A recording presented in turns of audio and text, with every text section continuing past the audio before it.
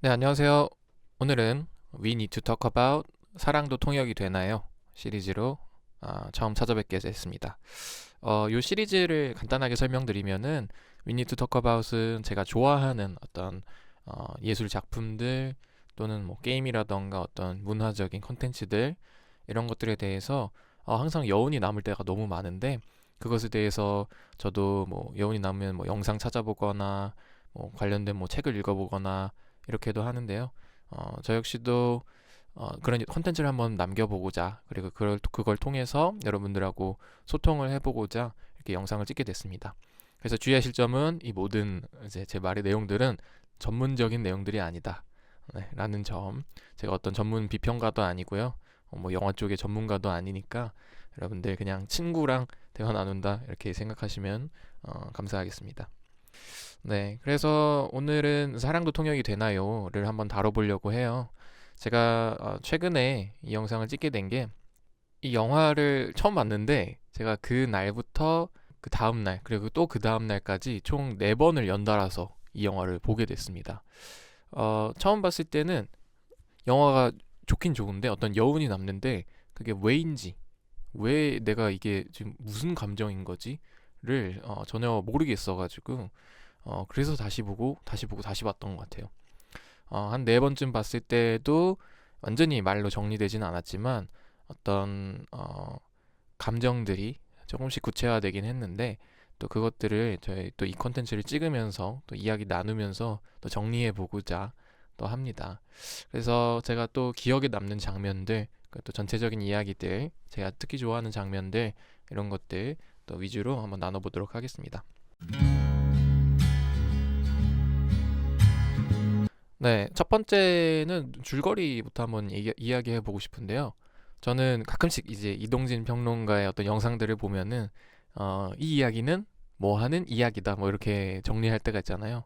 저도 그거를 좀 참고해서 한번 정리해 보자면은 이 이야기는 밥이라는 인물이 일본에 밤에 도착했다가 아침이 되어서 다시 자신의 집으로 돌아가는 이야기다. 라고 할 수 있을 것 같습니다. 뭐 아주 훌륭한 요약은 아니겠지만 인상적인 부분이 그 인트로에서 이 영화를 보시면은 맨 처음에 그 스칼렛 요한슨의 그 뒷모습 그 장면만 제외하고 보면은 인트로처럼 이제 노래도 나오면서 하는 부분이 밥이 이제 공항에서 이렇게 들어오는 소리만 들리고요. 밥이 이렇게 창밖으로 주변의 건물들을 이렇게 보고 있는 깜깜한 밤인데 네, 건물들을 보고 있는 그런 장면으로 시작을 합니다. 그래서 막 이렇게 자기의 광고판도 보이고 막 휘황찬란한 네온 사인들도 보이는데요.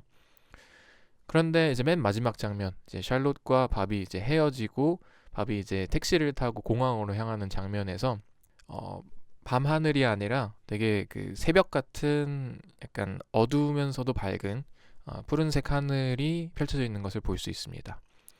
그리고 또 첫 장면과 대비되는 것은 밤에는 네온 사인이 많았잖아요. 아침에는 어떤 그 건물들이 이제 빛이 다 꺼져 있고 어떤 회색 빛의 어떤 건물들도 나와 있고 어떤 터널을 향해서 들어갔다가 그 뒤로 나오는 듯한 장면들도 있는 것 같습니다.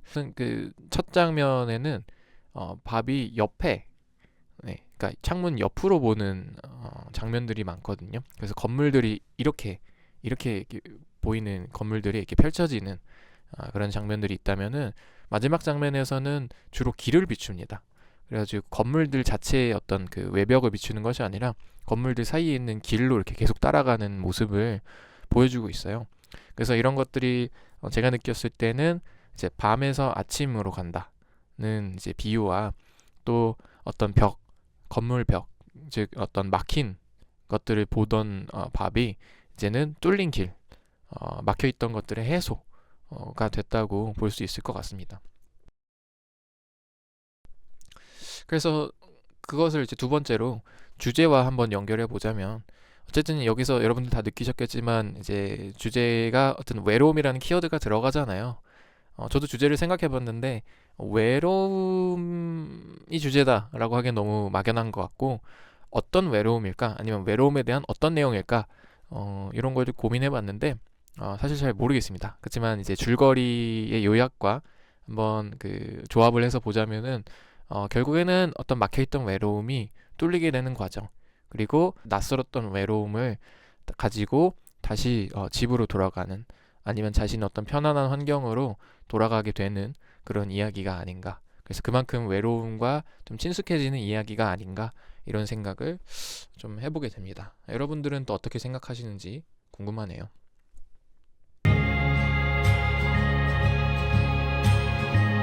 네, 그래서 또 이제 장면들의 이야기로 넘어가고 싶은데요. 저는 전체적으로 이 영화의 톤이 너무 좋았어요. 제가 조금 푹 빠져서 봤던 게, 영화가 되게 막 어떤 갈등이 막 크게 있고 무슨 언성이 높아지고 이런 장면이 있었나요? 그런 장면이 전혀 없고 되게 잔잔하고 이제 스무스하게 어떤 모든 장면들이 넘어갑니다. 그래서 이런 잔잔한 톤인데도 어떤 기승전결 그리고 업다운이 느껴지는 것이 굉장히 섬세하고 또 세심한 어떤 연출과 전개라고 많이 느껴졌던 것 같고요. 전체적으로 흐르는 재치 있는 톤이 저는 너무 좋았던 것 같아요. 일단 그 밥 역의 빌 머레이라는 배우가, 저는 이 이름을 이번에 처음 알았는데, 이 배우가 좀 찾아보니까 코미디 연기 이런 것들도 좀 잘한다고 하더라고요. 그래서 전체적으로 샬롯 되게 우울한 인물인데 가끔씩 이제 어떤 농담을 던지기도 하죠. 그렇지만 모든 인물 중에서 가장 재치 있게 그려진 캐릭터가 이 밥이라는 캐릭터인 것 같고, 이 밥이라는 캐릭터 때문에 전체적인 그 외로움에 대한 주제가 또 그렇게 무겁지 않게 다뤄질 수도 있었던 것 같습니다. 재치 하나도 없었으면 되게 막 우울하고 되게 뭐 다운되는 그런 영화일 수도 있었겠는데요.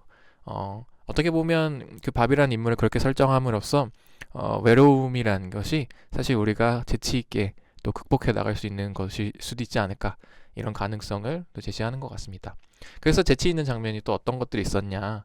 제일 먼저 나오는 장면이라고 하면은 이제 밥이 이제 호텔에 처음 왔을 때 거래처 어떤 사장이 어떤 여성을 밥에 이제 숙소로 보내가지고 이제 그 여자가 이제 스타킹을 찢으라, 이런 장면이 있었죠. 굉장히 오버스러운 이제 연기를 또 잘 하셨는데, 이제 그러면서 거기서 있었던 오해가 그 내 스타킹을 찢으세요, 이제 립빗 이렇게 얘기하는데 일본식 그런 발음을 좀 이제 재치 있게 만들어 가지고 이제 원래는 립이라고 해야 되는데 알 발음으로, 근데 여기서는 립 자꾸 이래 가지고 뭐 하라고요? 그래서 이제 밥이 막 그렇게 당황하는 장면이 있었죠. 그러고 나서 막 난리치다가 갑자기 또 다음 장면에 넘어가는데, 그 장면도 되게 재밌게 봤었고요. 네, 그래서 그 장면이 이제 나중에 또 밥과 샬롯이 헤어질 때가 있죠. 밥이 이제 다시 집으로 돌아가야 될 때 호텔 1층에서 보자고 이렇게 전화를 해서 샬롯이 어, 그 내려와서 밥하고 인사하려고 하는데 아무 말도 안 하니까 밥이 어떻게 하냐면은 무슨 잘 가라는 말도 안 해요? 이렇게 이제 한글 자막으로는 그렇게 나오는데, 그때 했던 대사가 무슨 말 안 해요? 뭐 have a good fright라던가 Aren't you gonna wish me and have a good fright or something? 이런 식으로 말을 합니다. 근데 그게 원래는 이제 have a good flight로 이제 뭐 좋은 비행 되세요 이런 뜻이잖아요. 근데 have a good fright라는 이제 농담을 하면서 이제 그 뭐 그냥 fright가 뭐 화물이 될 수도 있고 뭐 공포 이런 것도 될 수 있는데요. 어쨌든 그 R과 L 발음을 구분을 못 한다는 그런 이야기를 계속 이제 재치 있게 이야기하고 있습니다. 그 내용이 또 어디 나오냐면은 이제 중간에 샬롯과 밥이 이제 같은 방에서 이렇게 침대에 누워서 이야기할 때가 있어요. 그때도 왜 사람들은 R과 L 발음을 뭐 구분을 못 할까요? 뭐 이런 얘기를 또 하는데, 이제 계속해서 어떤 그 R과 L 발음에 대한 어떤 재미있는 언급들이 계속 반복되면서 또 재치 있는 분위기를 이어나가고 있는 것 같습니다. 그렇게 생각하면 샬롯과 밥이 헤어진 후에도 서로 R 발음과 L 발음에 대해서 떠올리면서 또 서로를 떠올리지 않을까, 또 이런 생각도 드는 것 같습니다. 네. 또 다른 재치 있는 장면들이 좀 몇 가지 있었죠. 그 호텔에서 밥이 혼자서 러닝머신을 뛰는 장면도 이제 굉장히 재밌게 봤습니다. 그 장면을 제일 좋아하는 것 같은데요. 이제 밥이 그 기계를 뭐 이렇게 언어를 할 줄 몰라가지고 계속 달리는데 속도가 높아지죠. 그래가지고 막 계속 그 힘들게 뛰게 되는 그런 장면이 있고, 그러다가 중간에 help 막 이렇게 외치기도 하는데, 그러다가 막 튕겨서 나가는 그런 장면도 되게 재밌게 봤었던 것 같습니다. 그래서 전체적으로 밥이 이렇게 막 되게 진중한 사람 같으면서도 그런 어떤 행동들이나 말투 이런 면에서 되게 어떻게 보면 가볍거나 아니면 또 재치 있는, 센스 있는 이런 느낌으로도 다가오는 것 같아요. 그 바비 샬롯을 데리고 병원에 갔을 때도 막 뭐 비키세요 뭐 이렇게 하거나, 뭐 그 주차 막 그 휠체어를 어디다 주차하냐고 막 이렇게 농담을 하거나, 그런 식으로 계속해서 어떤 샬롯을 위해서도 어떤 재치 있는 모습을 보여주는 것 같아서 저는 되게 재미있게 봤었던 것 같습니다.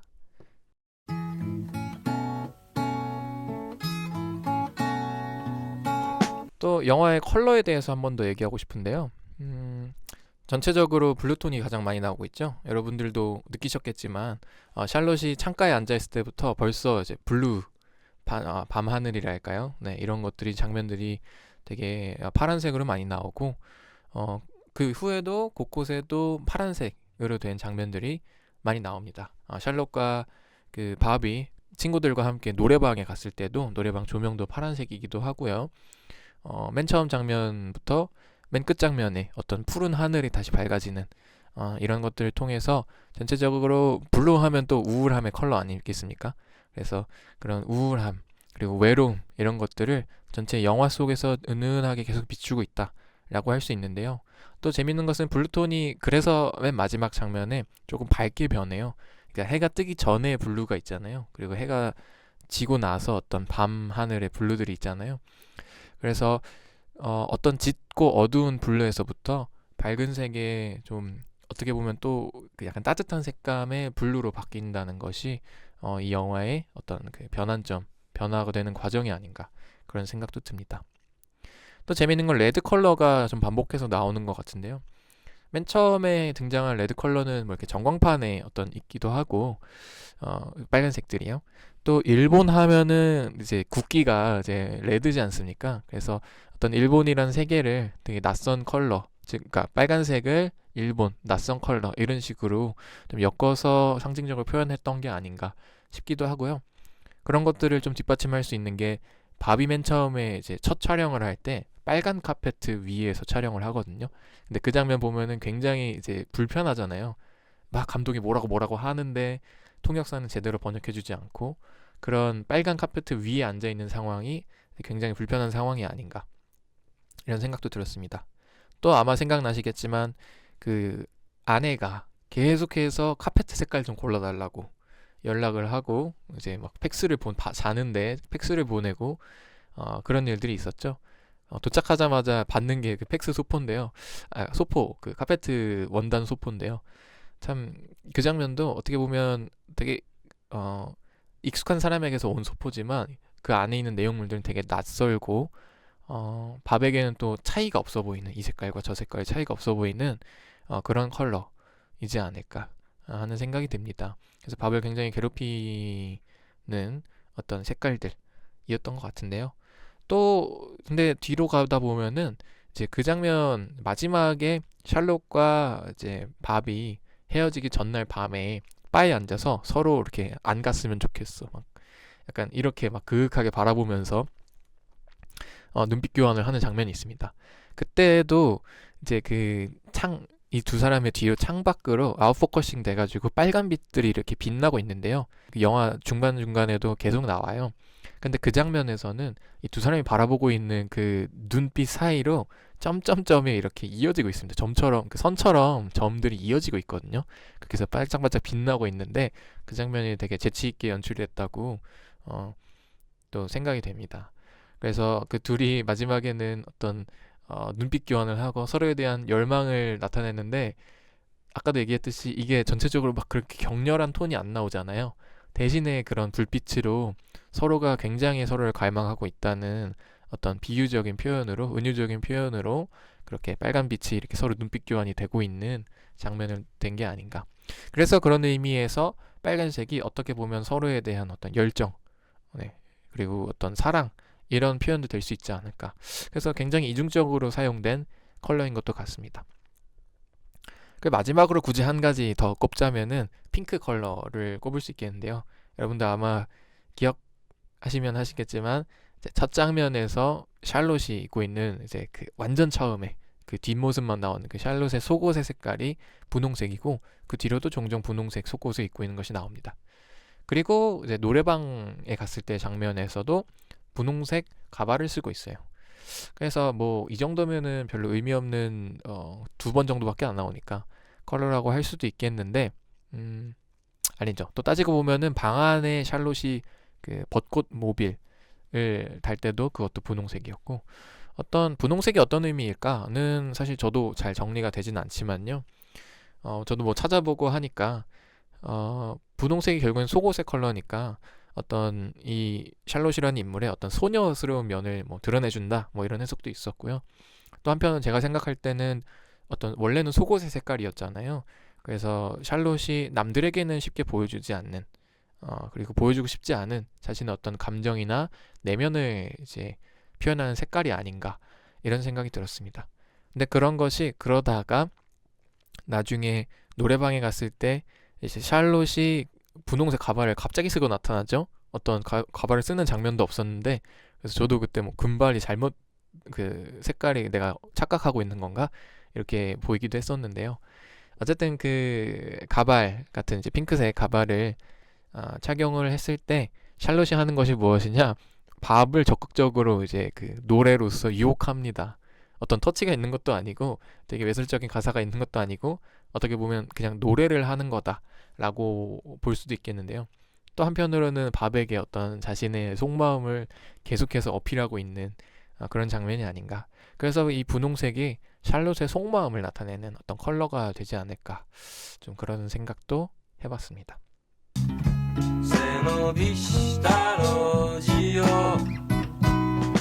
그래서 가발 얘기가 나왔는 만큼 이 영화들의 다시 보게 만드는 그런 요소들이 있는 것 같아요. 그게 뭐냐면 이제 컷이 좀 친절하지 않은 컷들이 있는데요.